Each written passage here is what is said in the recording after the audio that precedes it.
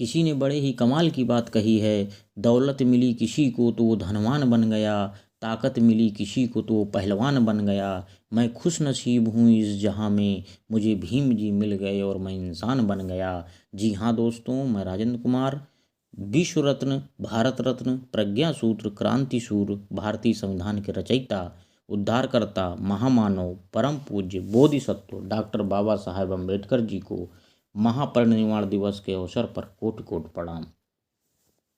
भारत को संविधान देने वाले महान नेता डॉक्टर भीमराव अम्बेडकर का जन्म 14 अप्रैल 1891 को मध्य प्रदेश के एक छोटे से गांव में हुआ था।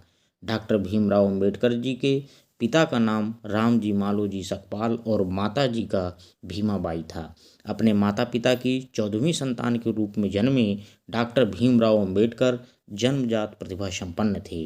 भीमराव अम्बेडकर जी का जन्म महार जाति में हुआ था, जिसे लोग अछूत और बेहद निचला वर्ग मानते थे। बचपन में भीमराव अम्बेडकर के परिवार के साथ सामाजिक और आर्थिक रूप से गहरा भेदभाव किया जाता था। भीमराव अम्बेडकर के बचपन का नाम रामजी सकपाल था। अम्बेडकर जी के पूर्वज लंबे समय तक ब्रिटिश ईस्ट इंडिया कंपनी की सेना में कार्य करते थे और उनके पिता ब्रिटिश भारतीय सेना की मऊ छावनी में सेवा में थे। भीमराव जी के पिता हमेशा ही बच्चों की शिक्षा पर जोर दिया करते थे। बाबा साहेब भारतीय संविधान के प्रमुख निर्माता और स्वतंत्र भारत के पहले कानून मंत्री थे। बाबा साहब का निधन 6 दिसंबर 1956 को हुआ। उन्हें वर्ष 1990 में मरणोपरांत भारत रत्न दिया गया। बाबा साहेब अम्बेडकर एक विधिवेत्ता, अर्थशास्त्री, राजनीतिज्ञ और समाज सुधारक थे। आपने दलित समाज, मजदूर वर्ग और महिलाओं के प्रति सामाजिक भेदभाव के खिलाफ आवाज़ उठाई और अभियान चलाए। डॉक्टर अम्बेडकर जी के महापरिनिर्वाण दिवस पर उन्हें श्रद्धांजलि। राष्ट्र के प्रति उनका योगदान बहुमूल्य और उल्लेखनीय है। वे ऐसे व्यक्ति थे जो समय से आगे चला करते थे। सामाजिक बुराइयों को दूर करने के लिए उनके प्रयासों और उनके द्वारा शिक्षा को दिए गए महत्व को आज हम स्मरण करते हैं।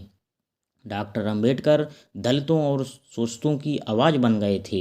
उनकी सोच और आदर्श हमें समानता पर आधारित समाज बनाने में मार्गदर्शक बने रहेंगे।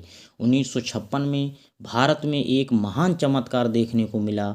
दलित और पीड़ित जनता के हृदय सम्राट डॉक्टर साहब अम्बेडकर जी ने 14 अक्टूबर 1956 को अशोक विजयदशमी के दिन नागपुर में अपने 5 लाख साथियों के साथ बौद्ध धर्म की दीक्षा ली। यह दिन भारत के इतिहास में ही नहीं, बौद्ध संसार के इतिहास में भी स्वर्ण अक्षरों में लिखा गया। आज बाबा साहब हमारे बीच नहीं हैं, पर उनका बतलाया हुआ सच्चा और सीधा मार्ग हमारे सामने है। बाबा साहब की अभिलाषा पूरी करने की जिम्मेदारी आज समस्त भारत की है। 1948 में अंबेडकर जी मधुमेह से पीड़ित थे। इसी दौरान वो अवसाद और कमज़ोर होती दृष्टि से ग्रस्त थे। 6 दिसंबर 1956 को अंबेडकर जी की मृत्यु हो गई।